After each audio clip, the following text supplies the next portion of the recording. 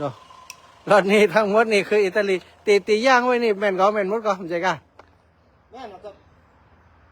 ตรงนี้ตัดเรื่อง โอ้ดูต้องเล่งตัดอันนี้สถานีอัน นี่แค่รถพ่วงนะ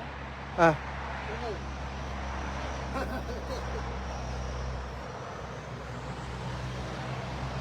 อันนี้ธุรกิจไม้ไผ่ของเมืองน่านเนี่ยมาเมืองน่านมาถึงมาหันไม้ไผ่แล้วกันนี่อันนี้เป็นห้องว่าสร้างไฟเนาะตีกรรมตะกี้เนาะมันแข็งแรงเนาะไหนมันเนื้อไหนนักเนาะเปิดปลูกเอาก็ว่าอันมีตามปลา เขาปลูกเนี่ยคนไม่ตัดนี่ อ๋อไม่สร้างไฟมันหนามันจะหนากว่ามันจะแข็งแรงกว่าไม่ห่วงเนาะไม่สร้างไฟกับไม่อัน ทั้งคนคนนิยมไม่ สร้างบนอ๋อ ก็ไม่เฮ็ดไม่ แหละ ตัวเนี้ย ไม่ไฟ ตัวนี้น่าเก็บน่าจะนั้น เออ นักไปนั่น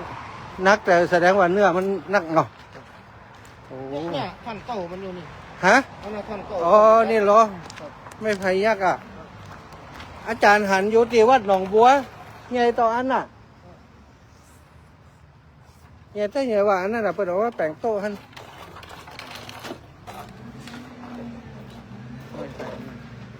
นี่ตัดคนเดียวเนาะอันนี้ก็ส่งออกใช่กะโอ้ส่งออกออเดอร์ต่างประเทศส่งออกประเทศอิตาลี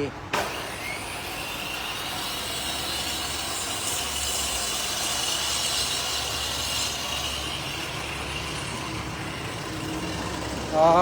บ่อแจ่เปิ่นอยู่นี่โอ้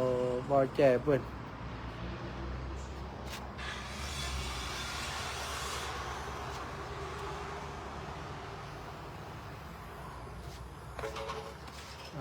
อยู่ล้านเปิ่นอยู่ตรงข้ามกับองค์การบริหารส่วนตำบลสถานไม่ไผ่งามมากเลย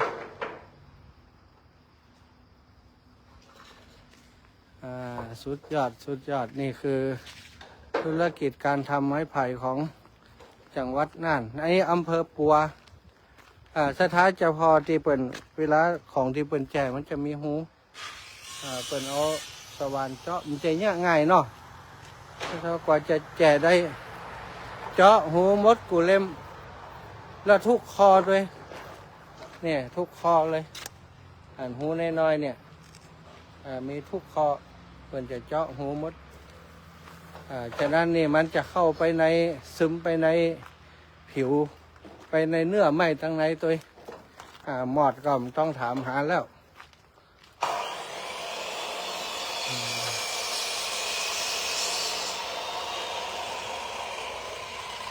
รายได้ดีนะส่งอิตาลีบุญนาสถานเอาใจธรรมดาเนอะอันนี้คือส่งอิตาลีนะไม่ไผ่นี่จะไปเมืองนอกแล้วไปเมืองอิตาลีโอ้สุดยอดเลยนี่อาชีพไผ่อาชีพมันอาชีพไม่ไผ่ก็ทำรายได้ให้จังหวัดน่านโอ้ไม่ฝากก็เยอะแยะเนาะไม่ฝากนี่ก็แจกหมดแล้วเนาะ ครับนั่นจะส่งครับ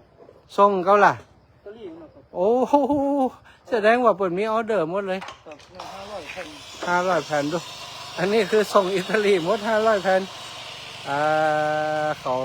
แสดงว่าเขามาหันแล้วเขานี่เนาะเขามาพอเขา นี่ วิศวกรบ้านเฮาเนี่ยจะเอาไปแปลง ฝรั่งครับ เออ ฝรั่งครับ โอ้คนไทยนี่มันได้กินละอันฮะ เรื่องคนดูคนเรื่องที่เจ็บ โอ้คนไทยนี่ต่ออยู่ฮะเนี่ยนี่ฝรั่งมันต่อ หัวแดง เออ หัวแดงเก็บไว้ ตัวได้หันละเดี๋ยวจะไปสอดที่นอนสอดปัจจ้าก่อนนะสตาสาธุชนทั้งหลายปามาดูเราออกภาพเห็นหน่อย